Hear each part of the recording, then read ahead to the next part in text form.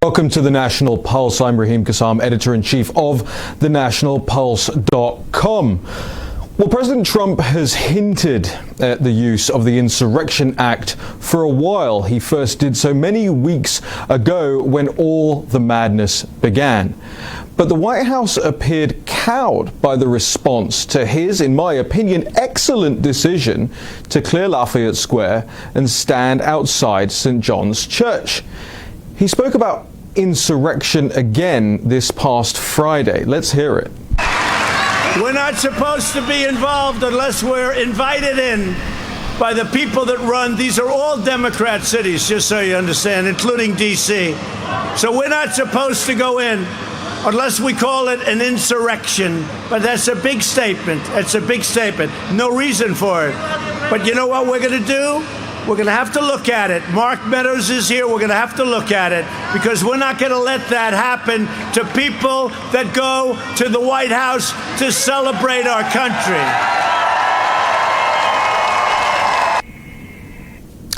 Now, in the wake of the murder of one of his supporters in Portland, it's time to use the Insurrection Act. No more talk.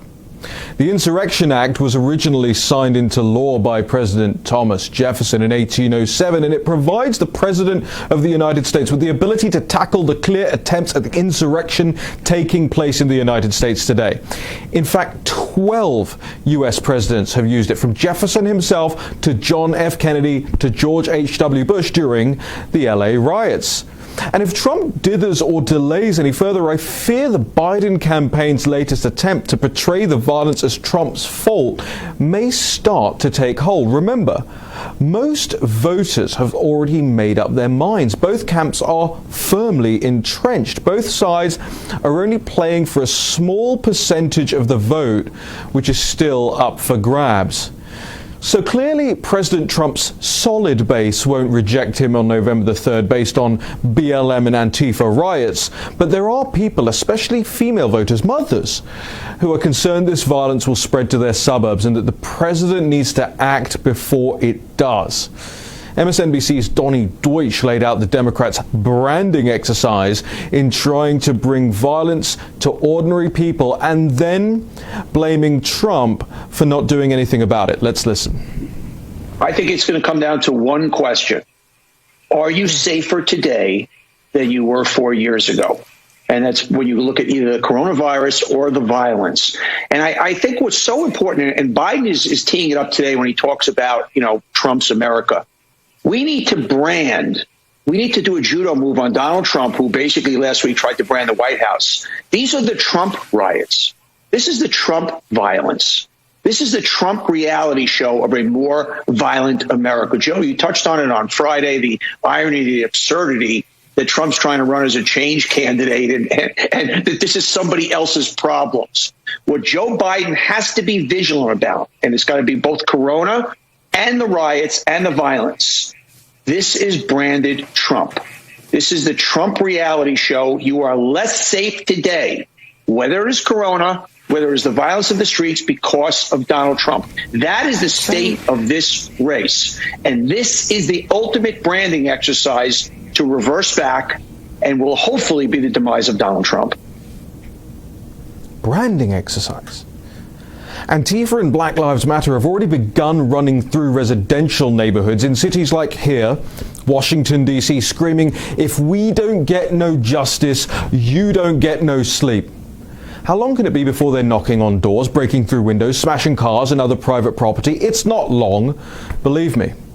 I want you to watch this clip from Friday of BLM terrorists claiming they will burn the White House down. And sorry for all the bleeps here, but these people can't string a sentence together without expletives. Let's roll the clip.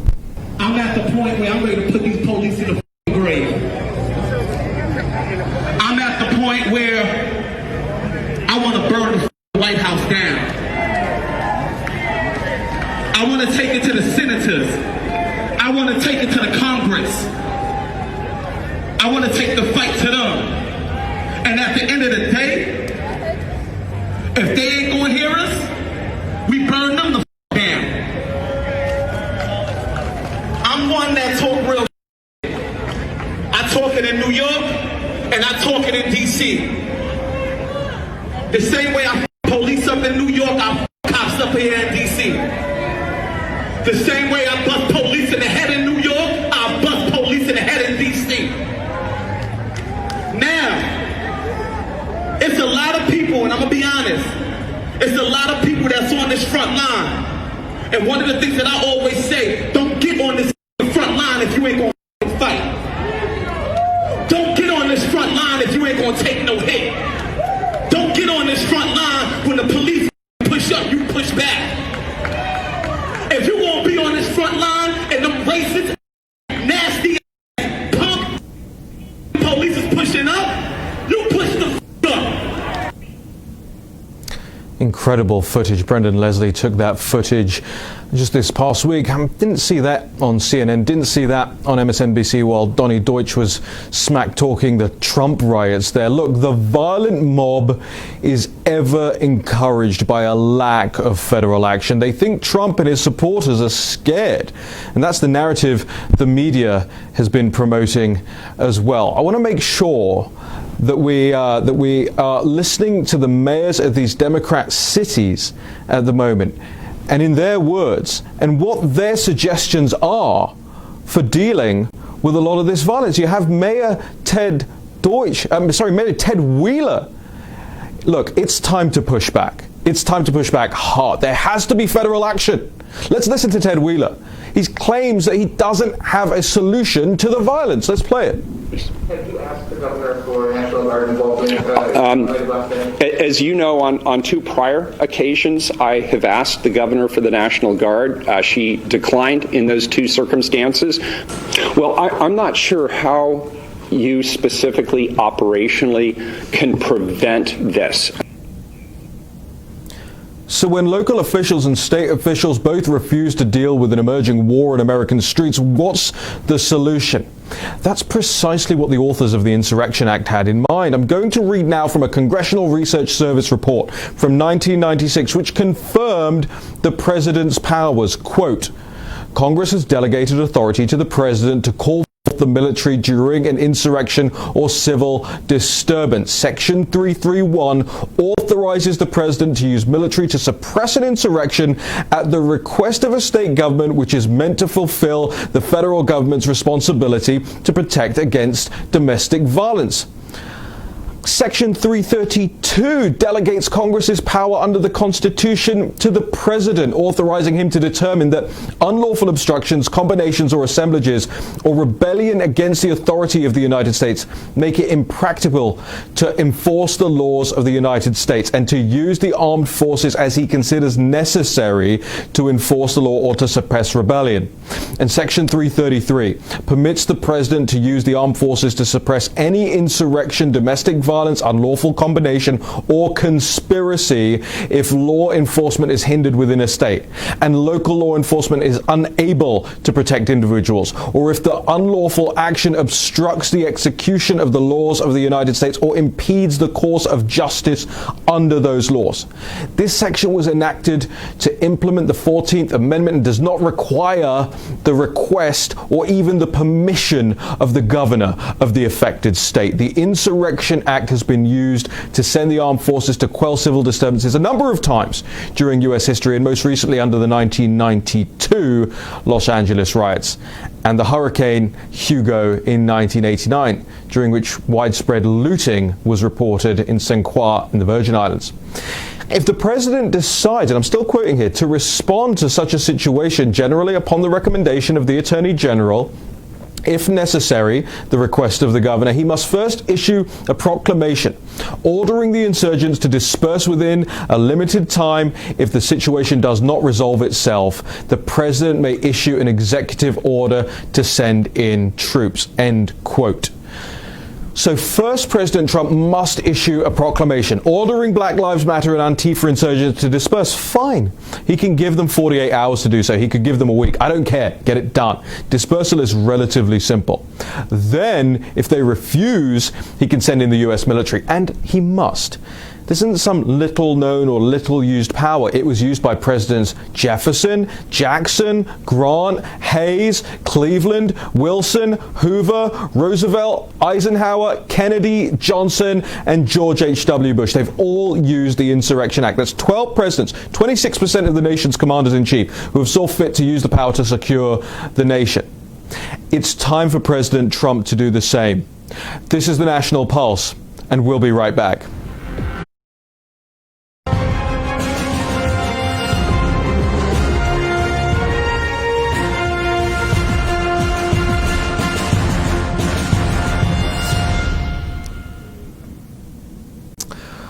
Welcome back to the National Pulse, and a great thank you to everybody who over the course of this weekend has been sharing this show. I've been watching very closely, and we're very grateful to everybody who's been involved with helping us get this off the ground, from our supporters at the National Pulse to all of you out there who just love to watch and love to share our great guests. And we had some fantastic ones last week. Another fantastic one, Jack Brewer, last week. We've got another great Jack in studio today. Jack Murphy is the host of Jack Murphy Live. That's at Jack Murphy Live. I want you all to go and follow Jack Murphy. Jack is a DC native, has lived here for a very, very long time, not that long, very, very long time, has seen the shape that this city has taken, especially been out and about these last couple of days to see what's happened, especially on the background of the RNC and what happened outside the White House. Jack Murphy, thank you for being here in studio. Welcome to the show. Thanks for having me. Happy to be here. So many places to start, but I guess let's start with the most contemporaneous news story that you were a part of. I don't even know if you intended to be where you were when you were there,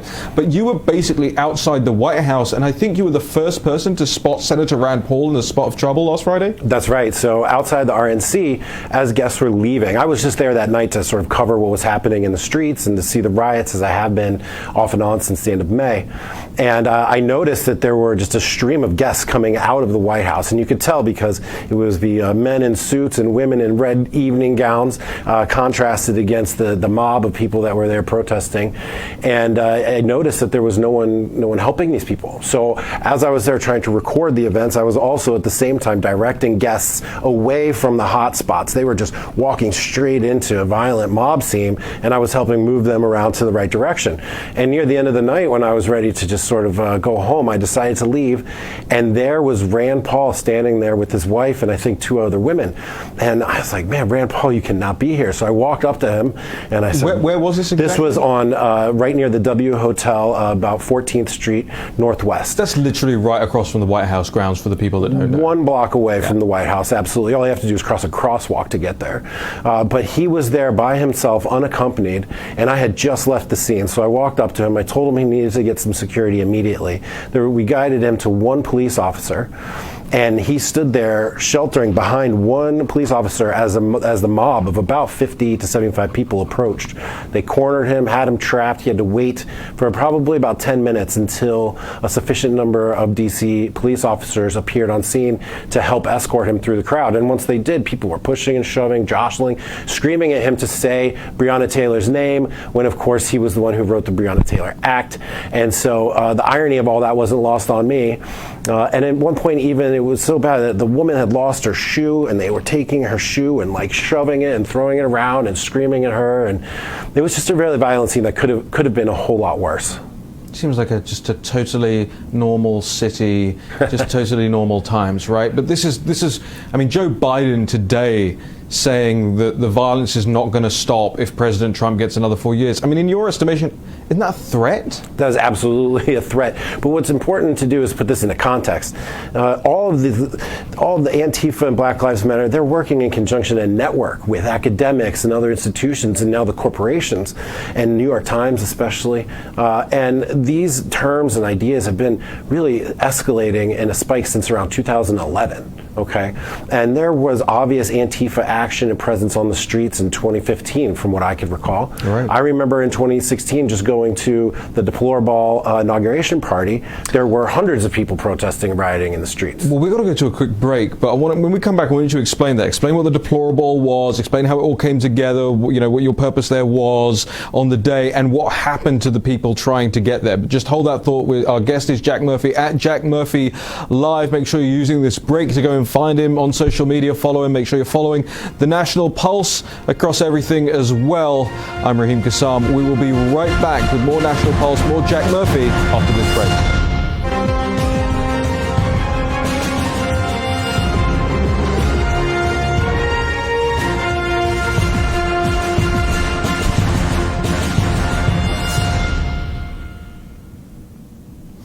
Well, welcome back to the National Pulse. I want to thank the War Room crowd that carries over from the War Room show that ends at noon and sticks around here on America's Voice just for yours truly. I really appreciate that. And I know the America's Voice team really appreciates all of you being part of the record-breaking viewership we had last week. So stay tuned. We've got a whole lot more on this network and on this show that we're going to be bringing you in coming weeks. Our guest is Jack Murphy. Jack, really grateful to have you here because you also offer a local perspective, right? How long have you lived in this city? I've been in D.C. since 1995, and my children were born and went to school here. So I'm invested in Washington, D.C. I've seen it change coming out of, which interestingly enough, the 1968 riot cycle. So this town has been operating under the backdrop and the overhang of the 1968 riots that gutted all of 14th Street and other major commercial sections in D.C. and left the city in rambles, in shambles and ruins for decades, to the point where it was so bad that people just legitimately abandoned their properties in the city. Have you seen those images coming out of New York of the lines for the U-Haul places? I have, yes. Of people just leaving, and I can see that happening in D.C. as well. It's not going to be too long until that happens. And by the way, when the 1968 riots, didn't they use the Insurrection Act back then too? Absolutely, they certainly did. 1968 riots all over the country. They used the Insurrection Act to go in with the National Guard and the military to put down the rioters. And so this city for sure has the scars of 1968 riots still with it to this day. And I am concerned to see that we may have something similar to that happen. You can go to Georgetown right now, one of the premier shopping districts in Washington, D.C., and see that maybe a quarter of the shops are boarded up, a quarter of the shops are just vacant, another quarter of them are just on limited hours, and the rest of them maybe have a skeleton staff inside because there's just no foot traffic. The whole scene and energy has totally died, and everyone I know is thinking to myself, why do I even live in the city anymore? Hold on, you're telling me that the so-called party and movement of workers, the left, is actually hurting ordinary workers? Absolutely. And Washington, D.C. knows what it's like, and so that's why I'm afraid that that's going to happen here as well. And I've been covering with Antifa and the riots and their sort of violent activity here in D.C. for years. So to hear these folks say, Donnie Deutsch saying that this is the Trump riots is absolutely absurd. Black Lives Matter, Antifa, and the ecosystem that supports them have been operating and functional well before Donald Trump was even a candidate. Well, talk to us a little bit about that, because you were mentioning in the break and just before we went to break the deplorable, right? So what was the deplorable and what happened outside? The deplorable was the sort of new right, new media celebration inaugural party for the president's election. And it was held at the National Press Club, downtown Washington, D.C., a historic place. And when my girlfriend and I went, we didn't know what to expect because we hadn't seen anything like this really. So when we get there, the whole entire city block is filled with Antifa rioters and protesters, bonfires, people throwing batteries, and Antifa had been conspiring to release acid gas within the deplorable that night, and they were arrested partially through the work of Project Veritas, but those folks were arrested and charged. So this is not a pipe dream. This is not some sort of weird fantasy. This is real life. There were regular people there, older people. There was 1,000 people at that party, and if Antifa had gotten their way, they would have done an acid gas attack at the party on the guests. I've had Antifa chase me around Washington, D.C. yelling death threats at me. Antifa doxed me, swatted me, sent the cops to my house, had me fired from my job just because I have alternative Wait, I didn't know any of this about you, actually. Yes, sir. Antifa doxed me in 2018. They revealed my real identity. They sent a campaign to my employer and had me fired. And not only that, they even contacted my local Little League board and got me banned from coaching Little League. So I know what Antifa is all about, and I know what they're doing, and I've seen it escalate over the years. This is not the Trump violence. These are not Trump riots. This is Antifa, Black Lives Matter, Marxist insurrectionists that have come together with an aligned common goal, which is to diminish the power of the federal government, and they are now working in concert and have been for a number of years. So this is aided and abetted by their corporate helpers. If you see on the street in Washington, D.C., you've got not only the local Democratic mayor has painted in giant C from space lettering on the street, Black Lives Matter. She changed the name of the intersection to Black Lives Matter Plaza. And then the buildings behind are draped in corporate-sponsored Black Lives Matter sort of propaganda. And then there they are on the street battling the police and the Secret Service and the Park Service. And you have to ask yourself, like, who's the home team here? Is this the capital of the United States? Is this Washington, D.C.? No, or is this the capital of Antifa, Black Lives Matter? The street's named after them, their name's painted on the street, and they've got their banners hanging around them as they bang war drums and form shield walls to confront the police in open street battles right in the heart of Washington, D.C., where now there's buildings boarded up, commerce is slowed to a halt, people are afraid to go out at night, and my city is just crumbling around. And so when I think about what we can do, yes, Insurrection Act is certainly part of it, and the president should take action to prevent us from getting to a LA riot situation or 1968, heaven forbid. But don't forget, over 30 people have died this year nationwide in the Black Lives Matter Antifa uprising. And so and when JFK used the Insurrection Act, only 3 people had died back then, and he saw fit to use the Insurrection Act back then. So we've had over 30 now. We've got to go to a break in a minute, but I just want to ask you, would I be correct in saying that you haven't always been this sort of tub-thumping right-winger, right? you come from a different background. Indeed, I did. I was a Democrat. I voted for Obama. I considered myself a lifelong Democrat until around 2014 or so, when I started to see all the craziness on the left take place. They're sort of becoming anti-American, really. And you wrote a book about it. I wrote a book. It's called Democrat to Deplorable. You can find that on Amazon. It's still selling Still tons. Selling like crazy. In fact, it's had an uptick, I think, right? It really Which has. tells you kind of where people's heads are at. Absolutely. Just recently was number 4 with the white fragility and anti-racism books and coddling of American mind, and there was Democrats to Deplorable. So this is the silent majority. 9 million people voted for Obama and then for Donald Trump in 2016. That number is only growing, and the silent majority is going to be even stronger and even bigger, I believe, in 2020 as well. Can we keep you for one more segment? Absolutely. We'd love anything for you, Raheem. Thank you. Mine's the only show you'll do. You can get him at Jack Murphy Live. Make sure you get his book From Democrat to Deplorable, soaring up the rankings on Amazon. Again, might tell you where a lot of Democrats' heads are at right now. We're certainly seeing some of that playing out in some of the polling, as much as Chris Cillizza and CNN wants to bury all of that stuff. And I just realized something, by the way. In the last week, we've only been around like a week and a half, 2 weeks on this show. We've had 3 Democrats who now support the President of the United States, President Trump. And that wasn't by design. That's just accidental. That just shows you how many people are coming over. We'll have more after this break.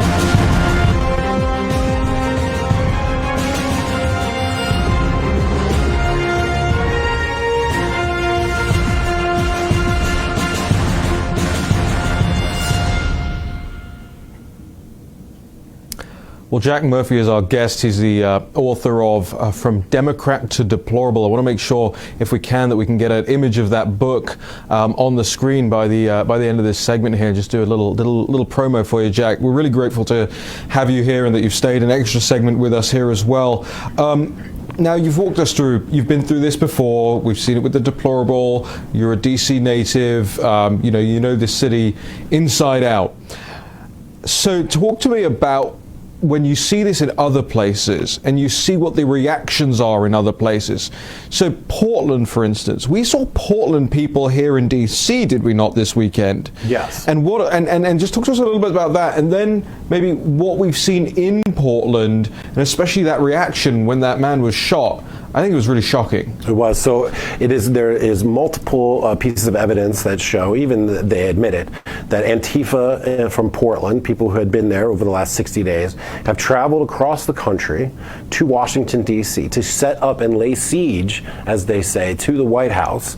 They said they were going to start on September 17th, but it appears they've gotten a little bit early. And I noted when I was out, in the recent times, to seeing just like an uptick in Antifa people in the street, with the equipment and the gas mask and the helmet and the umbrellas and the organization. They're out with walkie-talkies and radio communication and such, and they're very coordinated. And what I saw happen in Portland is now a total escalation to where it is clear that there are people, Antifa, self-proclaimed Antifa, going out into the streets in Portland, targeting Trump supporters, waiting until they are isolated, calling them out with spotters. Hey, we've got one over here. That's in the video. That is in the video. Coordinated group of people, and then shooting the man point blank on the street. Then there were multiple other people around at that time who did not react. They were not surprised. They looked around on the ground, may have been looking for shell casings. Another man sort of went up to him to confirm the kill, and then they all just calmly walked away. No one was screaming. No one flinched. They knew what was coming. This was a coordinated attack, an assassination, a hit team operating in the streets of Portland. Now, I know that people are coming from Portland to Washington, D.C. I know that they want to lay siege to the White House. Now, that might not be so easy for them to lay siege to the White House. Right. So what are they going to do then? They're going to take that energy and that violence and direct it elsewhere. And I'm afraid that these people from Portland are going to be here in Washington, that they're training to have in-field hit teams functioning and operational, potentially in the District of Columbia. And as they go into the residential neighborhoods and continue to harass diners and citizens and just people enjoying their evening, the boundary of where this conflict is going to take place is just, there's no boundary. They're going to spread out. I'm afraid that they're going to try to lay siege to the White House, be unable to do it, and then decide that they need to find other weaker, softer parts of the city to attack. I mean, that makes sense. Firstly, you've got a mayor who isn't going to be willing to crack down on these people at all. Not just willing, but 100% supportive and behind them. Right. And you do have soft parts of town as a result. We've seen some of the footage from this weekend when they're marching through the residential neighborhoods. My fear is, look, you can't defend yourself in Washington, D.C. You can't carry a weapon. You can't even have a weapon in your house, really. I mean, I think there are some crazy exceptions for it, but the average person isn't going to be able to defend their own lives or their own property in Washington, D.C. And that's fine for the 75% of Democrats that may not be targeted, because guess what? They've plastered their houses in rainbow flags and BLM flags and all of this stuff. And by the way, I talk to the Democrats who live here, and even they tell me, oh, we're only doing it so that they don't touch our houses and don't attack our houses. But for the few Republicans who are in this town, whether they're working in the White House, whether they're working on Capitol Hill, whether they're out dining, whether they're with their families, whether they're walking their dogs, whether they're taking their kids out, whether they're trying to drive out or into town because they're blocking the bridges, they're blocking the tunnels now. I mean, what portends if the president doesn't do this, doesn't take action, doesn't do this Insurrection Act, doesn't crack down on this, and allows all these people to flood in across state lines, and as you say, as you predict, start targeting softer areas of town. I mean, right now we've got 33 odd people dead across the country as a result of these things in the last couple of months alone. My fear is this turns into some of those other cities that you saw, Baltimore's and the DC's back in '68, and you see this all just this huge tinderbox erupt. And what point is it then that we do take action? Is it another 10 dead? Is it 15 dead? Is it another 30 dead? Like, what's the cutoff? And that's my fear, Jack. Yeah, I'm ready. I'm ready for them to nip it in the bud. If you'll remember, at the end of May, I was in the street, one of the very few reporters in the street those nights, and they setting buildings on fire, just wanton open destruction, hordes of people just streaming the streets, breaking into shops, looting buildings, burning things down, just wanton destruction and violence. And then they proceeded to move westward into the Palisades, which is a very nice neighborhood in Washington, D.C., where they destroyed windows in elementary schools, in the local markets, Mac Market. Tucker Carlson pointed that out as well. And so they've shown that they're willing to go into the residential neighborhoods. And now you bring these additional new tactics, open, cold-blooded execution in the street in Portland. I don't know why we won't be seeing that here in Washington. We're less defended in here in Washington. There's no open carry. You can get a concealed carry permit, but that takes it forever. It's very difficult. So there's nobody just walking around on their front porch with their shotgun like there may have been in Oregon or in Wisconsin and other places. Real America. And a lot of these places, I know this might sound like a small detail, but a lot of these places are super old buildings. They don't have like modern alarm systems. They're not like centrally hooked up. Like a lot of Capitol Hill, especially in some of the other older neighborhoods around, you set one building on fire, you're setting the whole street on fire, right? Like that's the situation here. And look, I know we're talking about Washington D.C. because we're in Washington D.C., but this is coming up and taking place in cities and towns around the country as well. But you're not really seeing it in any Republican-run towns and cities. They all at the end of it have a Democrat. I mean, Kenosha. I never heard of Kenosha before all this kicked off, and I knew without even looking at it that it was going to be a Democrat mayor, and sure enough, it was. Well, not only have the Democrats been tolerating what's been happening, they actually outright openly called for it. Right. If you recall, Maxine Waters telling people to go meet these folks anywhere they are, anywhere you find them, people trying to disrupt your life. There's an open call for violence right now. Jack, we're going to bounce, but your book is on the screen there, From Democrat to Deplorable. I want to make sure that everybody gets it. Jack, just tell the camera, where can people follow you? Where can they get your updates? The best place to find me is on Twitter at Jack Murphy Live. We do a lot of work there, lots of videos, lots of live streaming, lots of tweets and articles and breaking news. JackMurphyLive.com as well. And please do get the book, Democrat to Deplorable. It is a moral and philosophical reason for justification for voting for Donald Trump, because there are ones. It is the right thing to do. Thank you so much for joining us here, Jack. My pleasure. The National Pulse will return with me, Raheem Kassam, with Natalie Winters after this break. And guess what? We're talking about the Chinese Communist Party and its involvement in all of this.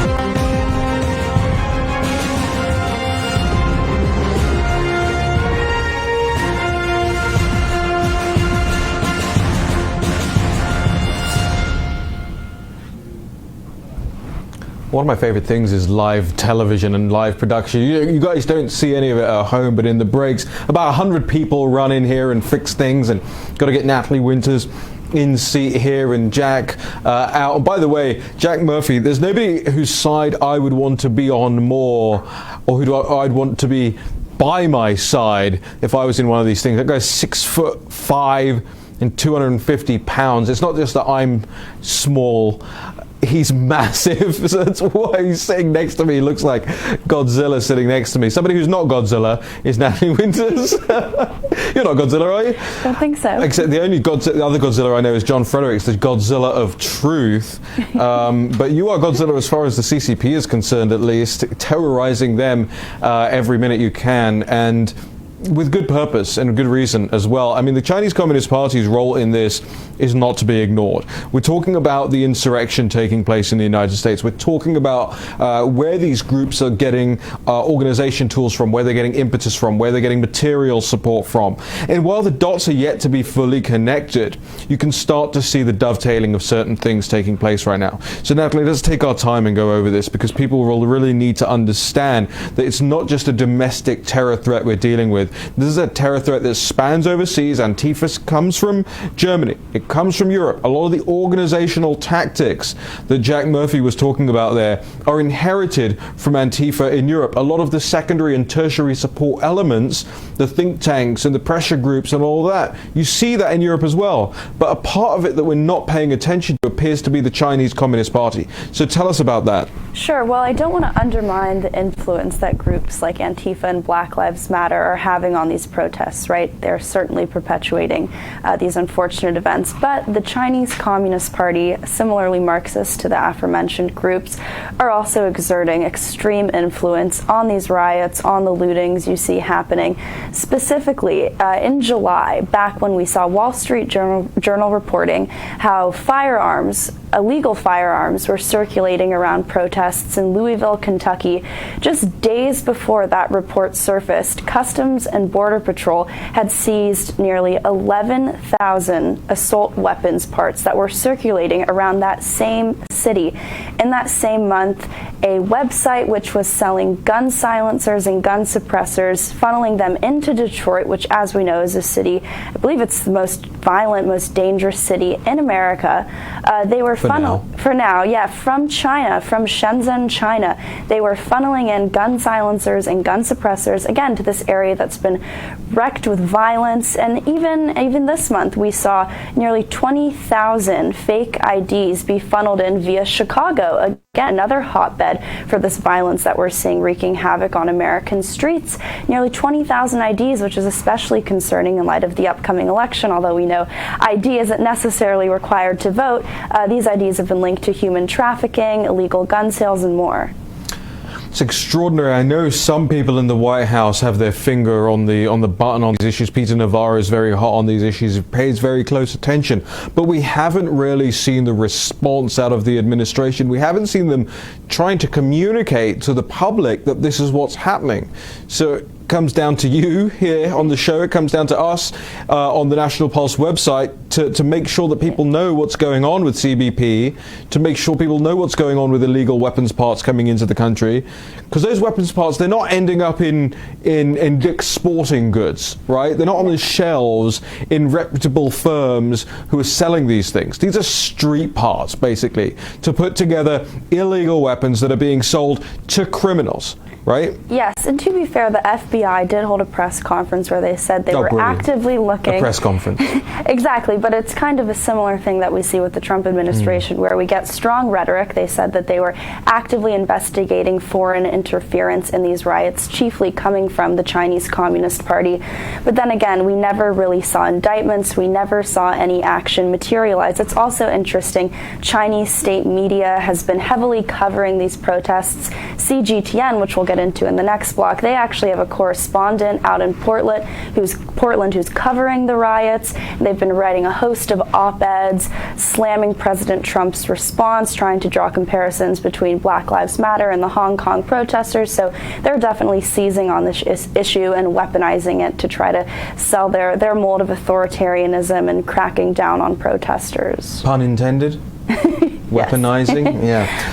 They absolutely are doing that, and CGTN is something we are going to talk about in the next segment as well, because there's a very curious situation unfolding with CGTN. There's always a curious situation unfolding with CGTN. If you don't know this, by the way, ladies and gentlemen, CGTN is a China Global Television Network, right? This is a Chinese Communist Party state-sponsored news outlet. It's like BBC for commies, except that's the BBC as well. But it's BBC for the totalitarian Communist Party of China, and not only do they push anti-Trump news out there and just allowed free reign, almost complete free reign here in the United States. I think recently they had to start registering under the Foreign Agent Registration Act, but almost completely free reign. Go to Portland, do what you want, help people, cover up stories, make up stories.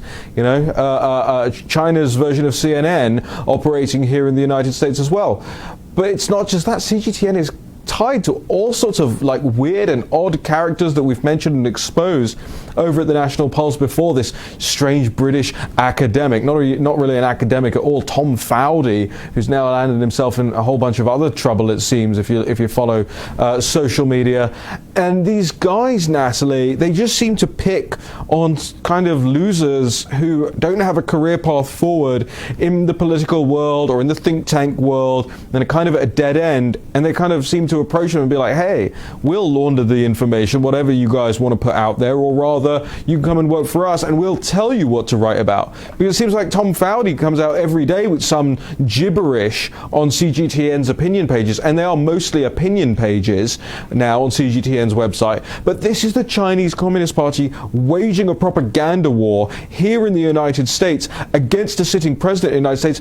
Natalie, we've got about 30 seconds left here. Why aren't they just banned from the country? Well, remember, CGTN is in lockstep with American companies, with Democrats. You saw Pelosi's former communications director go on to lobby for CCTV, which is the parent company of CGTN. Our American establishment media outlets have routinely liaised with the outlet attending conferences in China, so they're deeply embedded within the city. We'll come back to it in just a second. We're going to go to a quick break now. I want to make sure everybody knows where they can go to support Natalie Winter's awesome investigations. thenationalpulse.com/Natalie if you want to support her work, nationalpulse.com/support if you're just generally supportive of the work we do here. We'll come back and tell you about this curious situation unfolding with Chinese news agencies in Australia.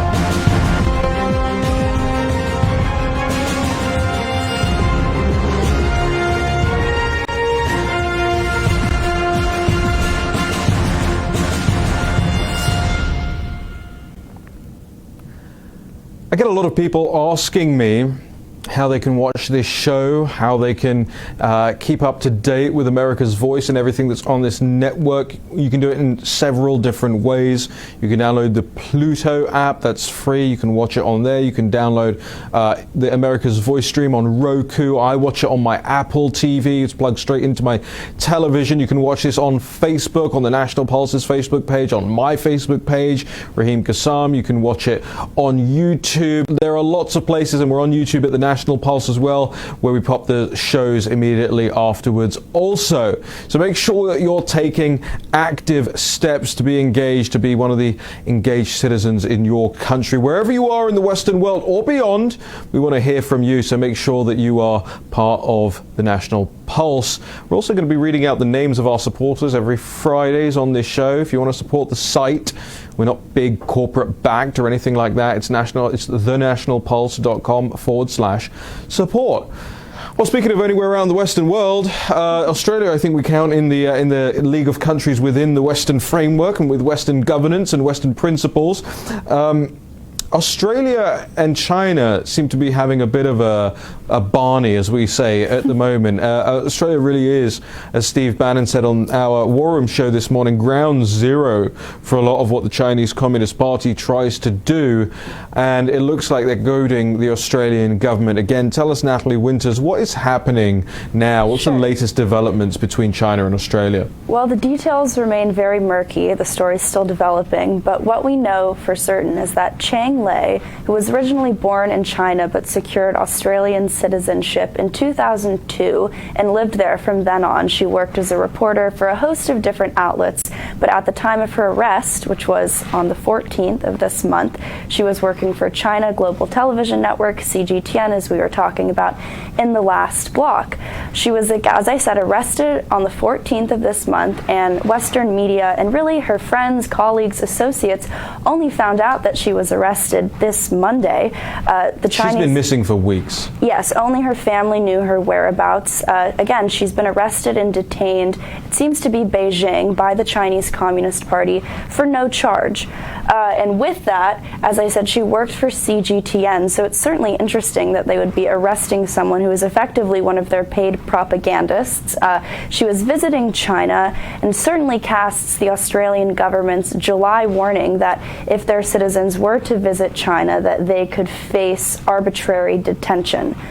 That's what they said. In July, yes. And that's what they're doing now, it seems. It is incredibly strange, murky, as you say, what's taking place. This woman goes missing 2 weeks ago now. Nobody finds out until this weekend, really. The news in Australia popping the story this morning. That's where we first saw it, from ABC in Australia and other Australian news outlets who are reporting this now. But even more disturbing than just what you laid out, as if that wasn't disturbing enough, is that CGTN, state-owned Chinese Communist Party media outlet that she worked for, has wiped her biography and everything about her from their online presence, their websites and everything. Precisely. And if you remember, the Trump administration, early on during his presidency, they forced CGTN to register as a foreign agent with the Foreign Agents Registration Act. So this, again, only goes to prove the links between the Chinese Communist Party and CGTN. But it really goes back to what you were saying about how Australia and China really are interwoven economically, politically. They've had a lot of scandals over the past 2 years of representatives, elected officials, having links to the Chinese Communist Party. A lot of their businesses have struck joint deals with Chinese state-owned enterprises, but even more short-term, specifically with regards to coronavirus, Australian officials wanted to launch an international inquiry into the origins of the virus, slamming China as the likely source of it. Chinese Communist Party officials did not like that. They retaliated with tariffs, bans, extra investigations into certain imports coming into the country. So I think it's definitely interesting to look at this as another example of really hostage diplomacy, which the Chinese Communist Party loves to do. We've seen it in Canada with regards to the Huawei case, but I also think that you can look at this really as a shot across the bow with the United States, right? It's a cautionary tale not only from our side of the ocean to see what being so deeply in bed with the Chinese Communist Party looks like, but also what they're willing to do. As I said, if they will arrest and charge one of their paid propagandists with this, what will they do to one of the 100,000 Americans living in the country, or even over here? Well, Perhaps, we know full well that they are used to disappearing people. This is one of their tactics. We saw this right off the back of the coronavirus pandemic when the whole thing first came to light. One of the doctors from the Wuhan lab went missing, and in the very same way, all of their biography, everything about them online just disappears, to the point where they even remove their pictures from the internet. They unperson them. They completely disappear them. As one of the whistleblowers, Dr. Yan, has told us recently, they disappear people. And so the fear is that this is what they've been doing to Cheng Lei, is disappearing this person.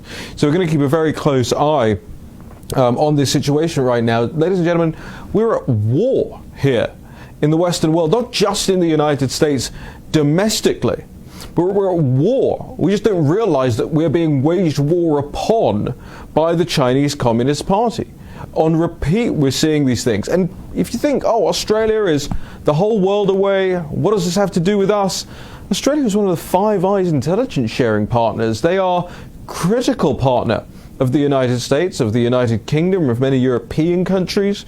They speak the same language as us. They have the same culture as us. An attack on them is an attack on the rest of us. And when the Chinese Communist Party continue to saber rattle and treat Australian citizens like this, I fear that it won't be too long until we see the same routinely being used, these tactics being used against American citizens, against British citizens, against European citizens and beyond. Natalie Winters, just want to thank you for explaining that all to us here on the National Pulse. Just tell our audience where they can see more from you. Sure, I'm on Twitter at Natalie G. Winters. I told you last week you need more than that. What have you done? I haven't done anything yet. You can't get the help nowadays. I'm too busy well, that's researching right. all Writing the this. stories, researching the stories. Natalie, if Natalie Winters is on your case, you've got a problem, I'll tell you that much. Right, we want to thank all the production staff, everyone out there who's responsible for sharing the show, our brilliant guest, Jack Murphy, in the first part of the show. If you missed any of that, make sure you go back and listen to Jack Murphy, from Democrat to deplorable, what his warning is about what's going to happen when the left, coming in from Portland, tries to besiege the White House, and what it portends for Washington, D.C. and this election. Meanwhile, Joe Biden's out there on the stump making more threats that if he doesn't get elected, there'll be more violence. We'll be following all of that and more. The full stuff is on the National Pulse website, thenationalpulse.com. See you tomorrow.